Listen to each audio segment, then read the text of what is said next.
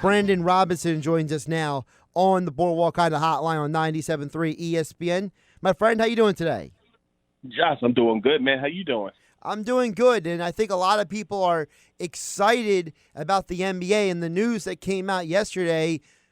All these guys are in the bubble and 0 positive tests. So it looks like, people who criticized the NBA, why are they taking so long? Why are they spending so much time on these protocols? Well, it looks like they spent the right amount of time to get this to work.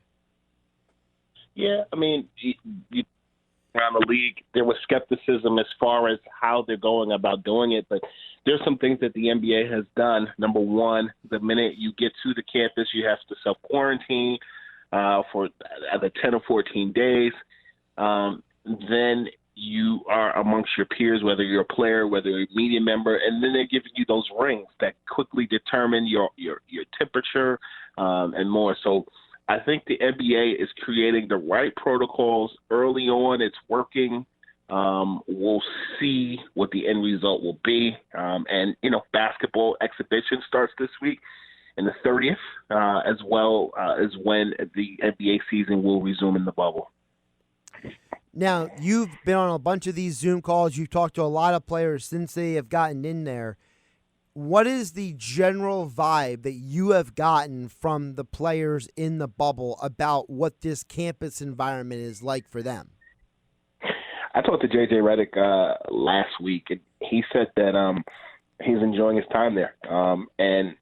Jamal Crawford, now a member of the Nets, talked to him yesterday. He's enjoying his time there, but it's still a process of not just basketball, not just the social cues, the hotels, the food, and more. It's also actually implementing the return of basketball. It's an adjustment. You think about it, and it makes a lot of sense. Brett Brown kind of nailed it on the head yesterday in the Zoom call.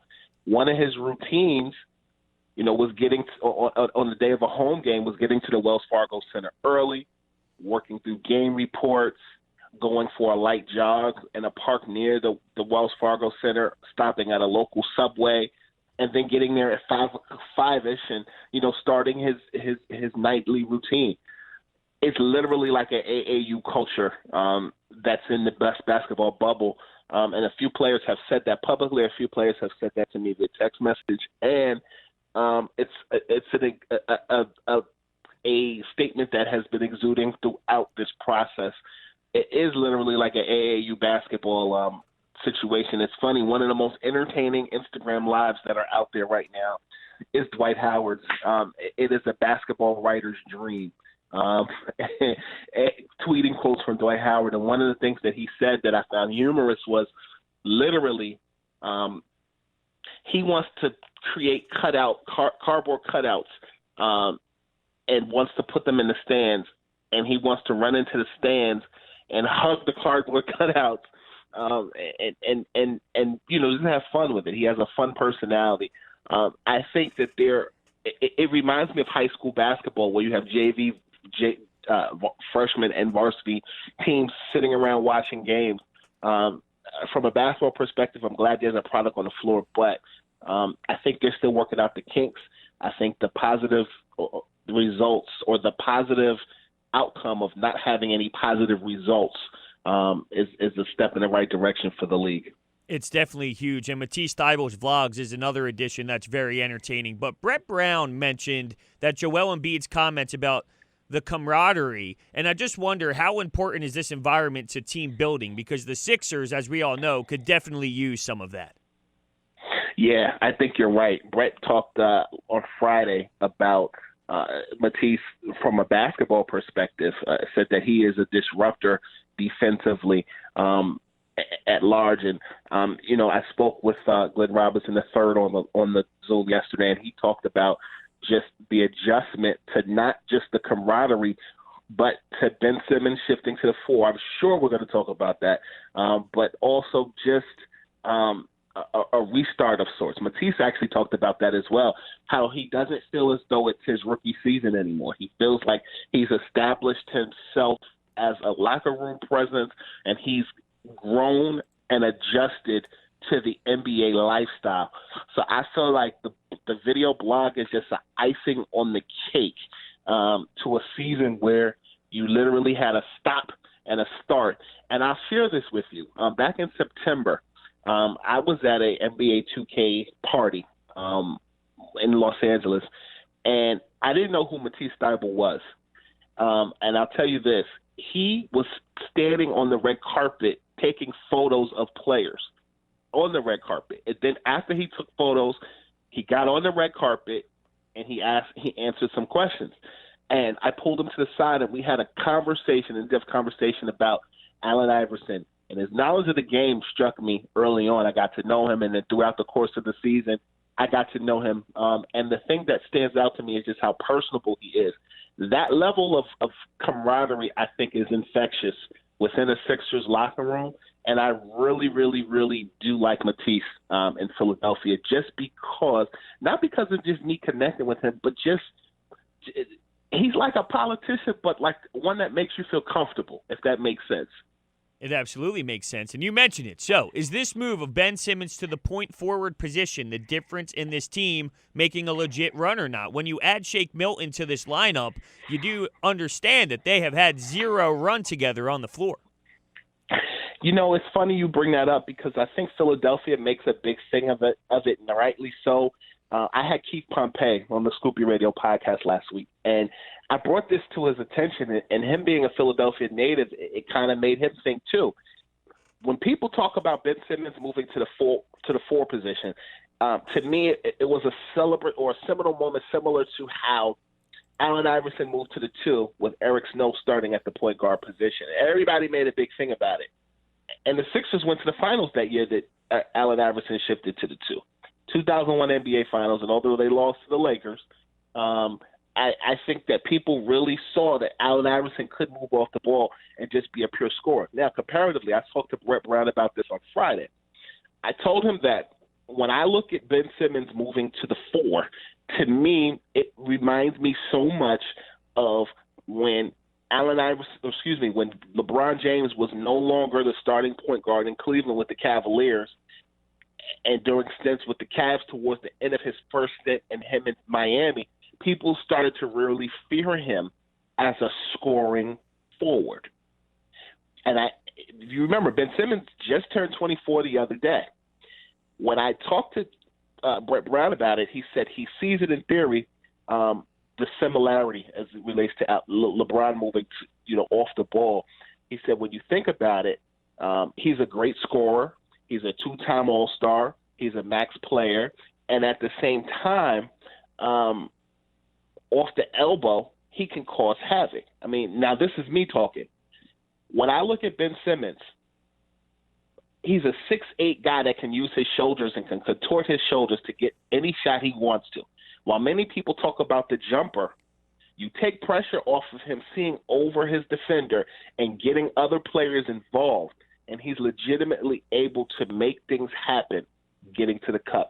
You saw it in stints last season in the playoffs where Jimmy Butler often controlled the tempo of the offense in the half-court set.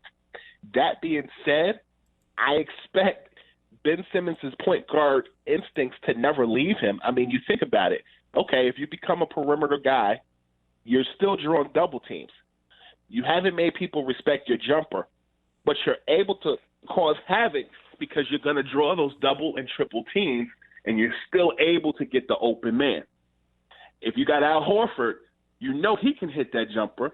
You know Embiid can hit that jumper. Having Embiid and Simmons off the ball can cause some havoc because you look at the Eastern Conference. You have some mismatches where you have guys like Giannis Antetokounmpo, who I remember when Jason Kidd coached Milwaukee, had him playing the point guard position at times. Literally, Giannis is able to draw double and triple teams and do the same thing. I think when you look at the schematics of the Sixers and what they bring to the table, I think moving Ben Simmons off the ball and having Shake Milton start at the point guard is a good problem to have.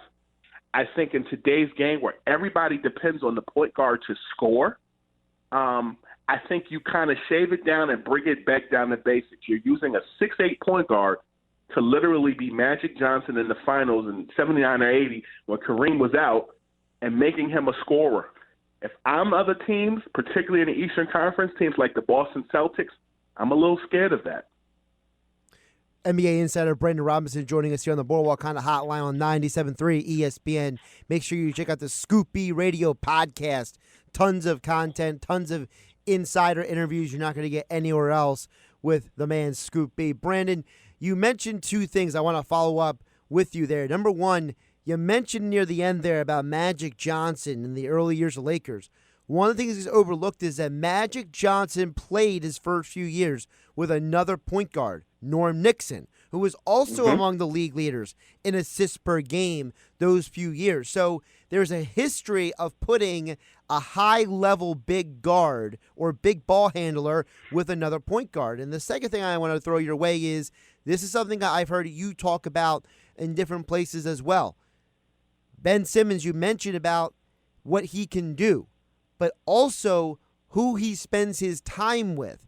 I cannot emphasize enough how impactful it is for Ben Simmons to be spending these off seasons and time during the pandemic working out with the one and only LeBron James. Because even if 20% of LeBron rubs off on Ben Simmons, the sky is the limit for Ben because of LeBron's work ethic and intelligence just cultivating a young man like Ben Simmons. I was scared for a minute when you said spending his time. I thought you were going to bring up a Kardashian. No. It's none of my business. It's not about basketball. However, what I will say to you is, number one, when you talk about spending time with LeBron James in the offseason, they both share the same agent in Rich Paul, one. And so there's a natural connection there. Two, they're both 6'8", tall point guards or playmakers, if you will. I think it's great that he spends time with LeBron, but if you really sit and think about it, greatness attracts greatness. I had Mario Chalmers on the ScoopB Radio podcast last week, and he brought something to my attention that made a lot of sense, and I didn't really think about it. It's so simplistic.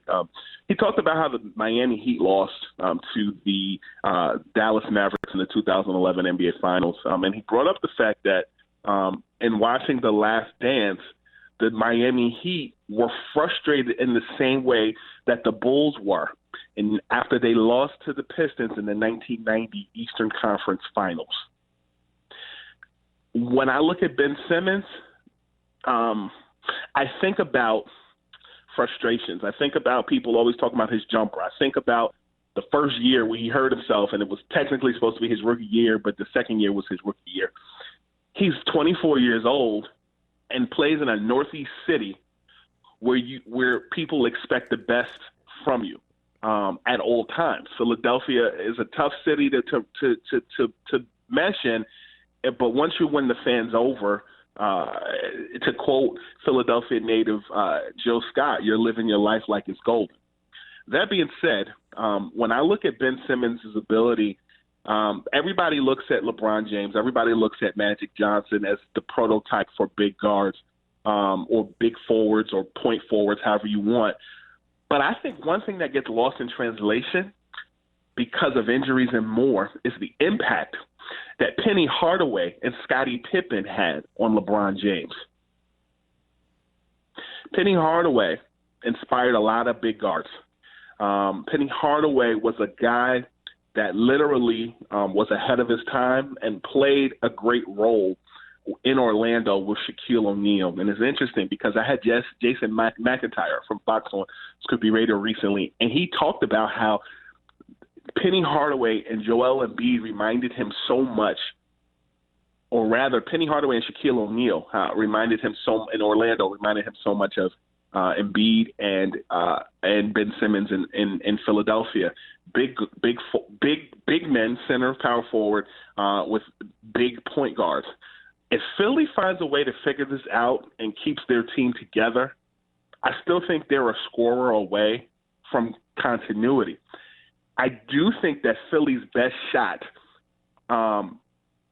roster-wise, was last year. I think J.J. Redick and Jimmy Butler was a big miss, and I think they were spoiled by how much talent they had. I think the playoffs will be a big indicator on how much they either missed them or how much they were able to recover from it. I think when you look at the Sixers, you forget about Tobias Harris, who, to me, is a triple-double threat. You forget about the fact that you still have the luxury of having another big man in Al Horford on that team.